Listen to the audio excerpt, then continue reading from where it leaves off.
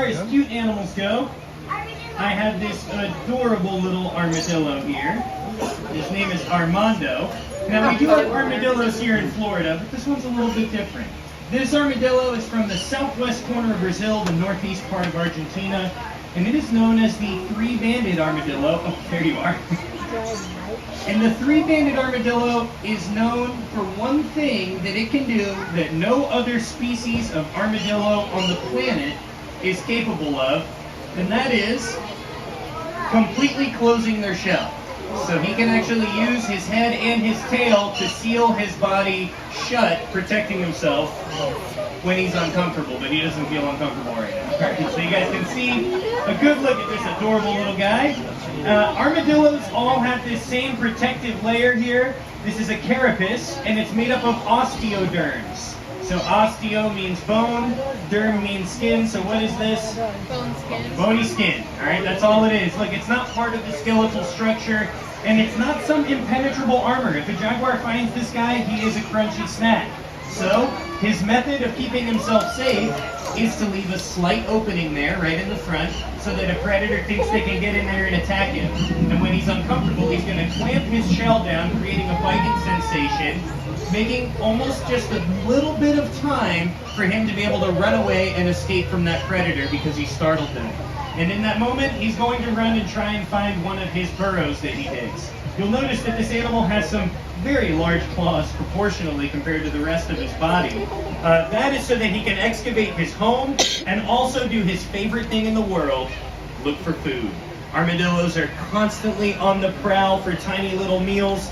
In the wild, they're omnivores, so they're going to be eating vegetation and fruits, but an armadillo's favorite food is insect prey. Now this armadillo is small enough where they're going to spend a lot of their time eating things like ants and termites. But imagine trying to get full eating ants and termites. That's like eating a bowl of rice one grain at a time. You're going to take forever to get full, right? So really, their favorite things to do are find earthworms and beetle larvae and grubs. And to find those animals, they're going to have to dig them up out of the ground. So it takes a lot of focus and concentration of staring at the floor. And that is why we're constantly asked, are armadillos deaf? Are armadillos blind? Well, they don't have the best hearing in the world or the best eyesight. But it's not that they're deaf or blind. It's just they care more about food than their own safety. And that's why they're constantly walking into predators. In fact, even in front of a big crowd of strangers with me yelling on a microphone, all this guy wants to do is look for food. So you can see he's not ever going to run away. He's just going to stick his head down and start sniffing the ground. Now you'll notice as he walks, his nails touch the floor. That way he can feel the ground and tell, okay, it's definitely not worth trying to dig over here. It's too hard and bumpy. But once he touches some soft sand, every single time he smells something that's slightly like food, he's going to dig it up and he's going to look for it. But I tell you what, speaking of this guy and eating, he's got a few snacks in his room, so you want to wave goodbye to everybody? Okay, it looks cute, but he's really just saying, put me down right now before I attack you. I'm sorry, buddy. All right. So we'll put him back in his home, and next we'll bring out an animal that is, well, some people think it's scary, some people think it's cute. I feel like it kind of falls into the category of both. And it's my good friend, Mr. Jimmy Talon, our Eurasian eagle owl. Now, when I bring this guy out here, it is up to him whether he wants to hang out with us. If he does want to come out, you are going to see him jump onto the glove. And if he does not want to come out, you guys are going to see me getting attacked by a Eurasian eagle owl. Jimmy. Jimmy. You want to get on the glove? So you can see this is a fully flighted bird. His wings are not clipped, but he does have to wear jesses on his feet. To make sure that he flies under control, we will actually take him out and fly him while the park isn't open. That way he gets his exercise. Let me just make sure he's clipped in here. Okay. And I know I already told you guys in the beginning that we can't pet anybody, but everybody just thinks, oh, it's a birdie, we can pet it. This thing hurts.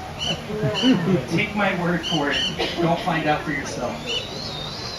Okay, bud, okay. He hurts just like that. He just hurt. There you go, pal. And he is screaming at me because he is hungry. Now, Jimmy is a carnivore. You guys know what carnivores eat? They eat other animals. All right, so today he is eating some whole chicken I know some people are uncomfortable with this, but this is the same chicken they use at McDonald's before they blend it and put it in a Happy Meal, so relax, okay?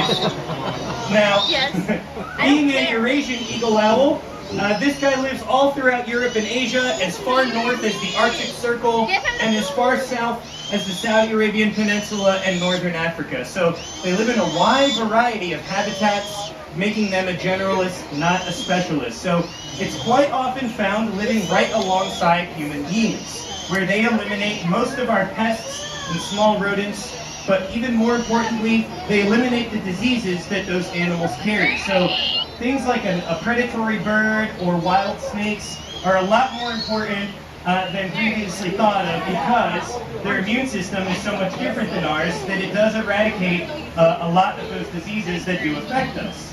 But don't make the mistake of thinking this guy just eats small food. The Eurasian eagle owl is the strongest recorded species of owl, and they have been observed killing and eating prey the size of a red fox. And the way that this 4.5-pound bird can kill a fox is by using those incredibly powerful talons. Now you can see how sharp they are. They go right through this glove when he feels like it, and he can also squeeze with between 500 to 700 pounds per square inch. So there's never really a fight with this owl. He just lands on something, crushes its skull, and then the fight is over. Nothing really messes with owls because of their strength, but their best advantage over any other prey or any other predatory bird is going to be their silence. Now you'll notice as Jimmy flaps his wings, he has about a 5.5-foot wingspan, and what do you hear? Absolutely nothing. This isn't a quiet animal, this is a silent one. They make no noise. This fluffy layered look that his feathers have, that cuts out all the wind noise of flight. So even if he's flying on a cold winter night when sound is supposed to travel the furthest, and even if he's hunting something like a rabbit or a mouse, animals that are known for having a great sense of hearing, there's nothing to hear, alright? So they really rely mostly on their instinct rather than having to develop any complex problem-solving ability. Which means that there's no such thing as the wise old owl, guys, alright? I don't know who made that up, but owls' eyeballs take up more space in their skull than their brain does. They have one of the smallest brain-to-body ratios of any bird, thanks to their instinctual lifestyle, and not really having to figure out too much besides be very quiet and crush animals to death. But because of their success, this animal is proof that you do not have to be very smart to succeed in life. And I see some of us are remembering our boss back home, right? Exactly. Or maybe ourselves. But Jimmy looks like he's finishing up his meal here, and as you can imagine, he really cooperates based on food. So Jimmy, you want to wave goodbye to everybody? Can you? Okay. You get a little wave. That was actually a wave, not like the armadillo fighting for his life in my hands. Okay. So we'll put Jimmy back in his home, and I do have time to introduce you guys to one more animal, and that would of course be my good friend Fluffy. Let me just make sure that I detach Jimmy from his jesses here. All right, Jimmy, here you go, pal. And that is a happy bird. He ate his entire Happy Meal. Okay. This one. No, it's a dead baby. Okay, Jimmy, you did great. How about Perch? Good boy. A great bird. So, like I said, we're going to do one more animal, and that is my good friend Fluffy. And he is right here in this room labeled Dangerous Reptiles. So let me grab him out of there, because he's been waiting for us. This guy's excited to meet you guys. And Fluffy. Fluffy.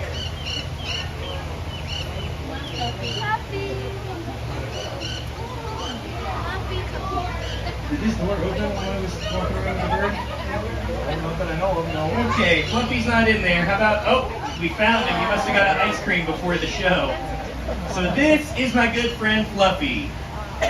And you guys look confused. Why would you name an alligator Fluffy is what everybody's thinking, right? Well, look, we have 200 alligators. They're not all Godzilla and arm rippers. Some of them end up named Fluffy, right? Now, Fluffy is an American alligator. There are only 2 species of alligator. Does anybody know the other one? The Chinese alligator. You just want a free alligator. Here you go. No. So, of course, the American alligator and the Chinese alligator, the last 2 surviving alligators. But all of the caiman from South America are also part of that alligator family.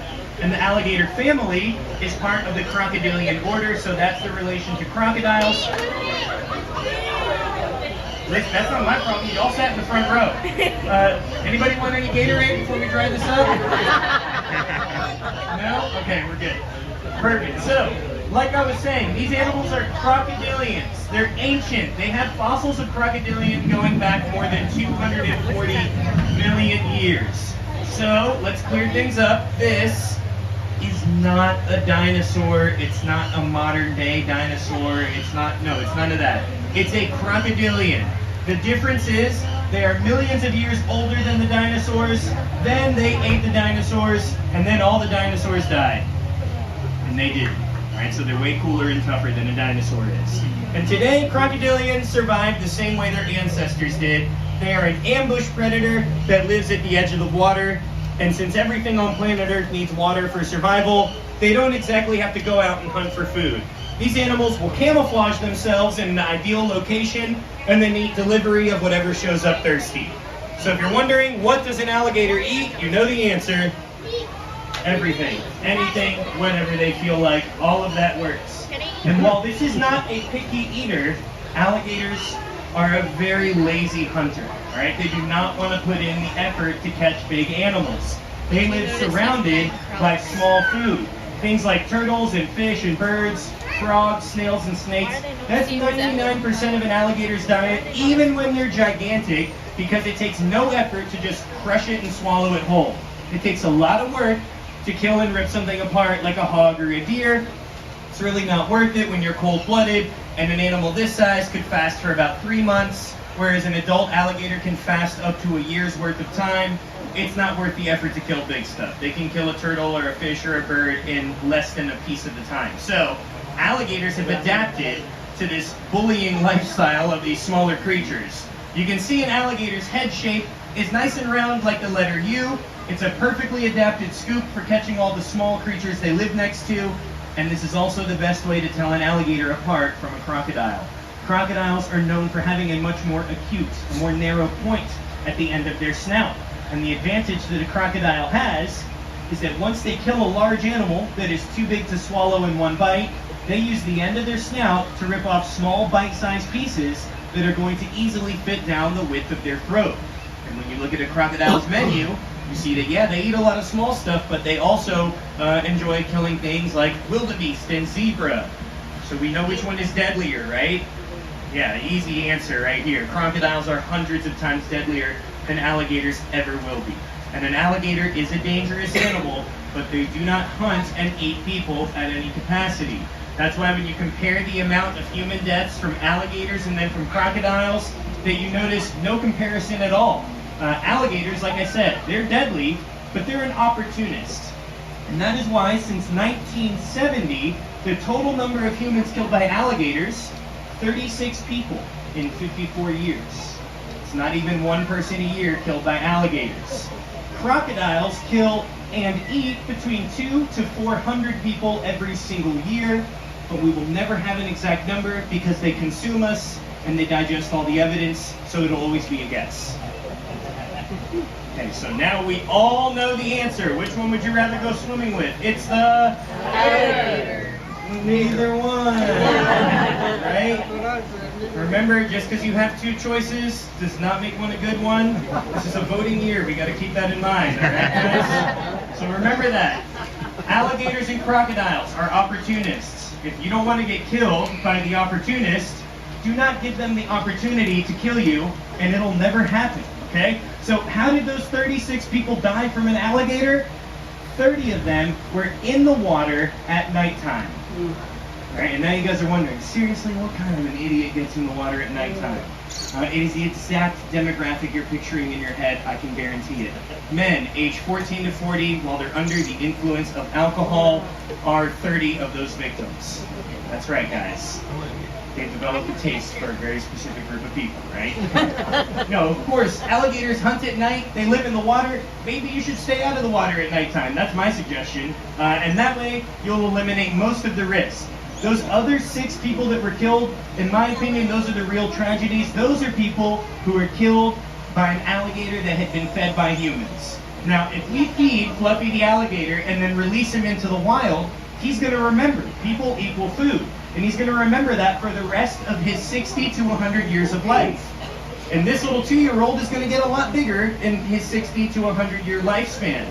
So imagine, after we release him, 10 or 15 years goes by, now he's a grown adult alligator, and somebody walks by without any food. He's going to expect that person to give them food, and if they don't give him food, he's going to make food. All right, so just remember that, guys. Feeding alligators is dangerous because it's a 60 to 100-year problem that you're creating in that moment. Never do it, especially because we know they're a bully to smaller creatures. So feeding them doesn't mean it's going to attack an adult. The chances are, feeding a wild alligator, it could end up attacking a small child, or even worse, it could attack somebody's dog. So just remember to never ever feed wild alligators. Right? I think I got that right, didn't I?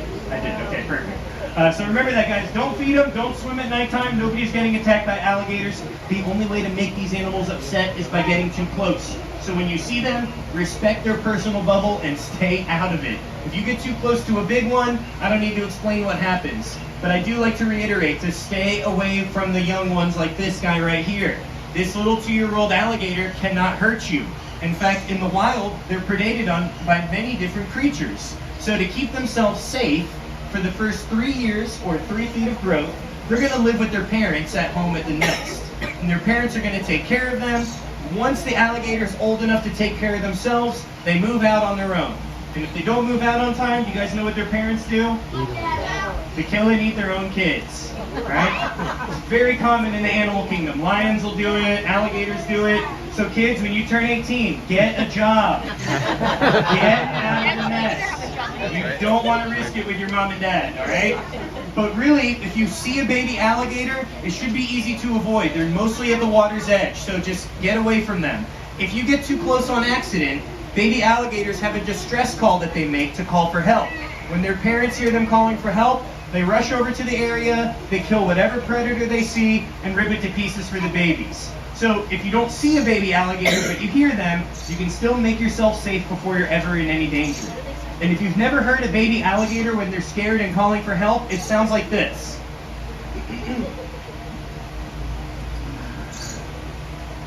Help. Attention all Florida guests, if you're on the 245 30-minute boat ride, please make your way to the back deck. We are sending those boats down. If you are on the 245 30-minute airboat ride, please make your way to the back deck behind the gift store. We are sending those boats down. Thank you. Sorry, my voice cracked a little bit there when I'm a little high-pitched. Sorry about that.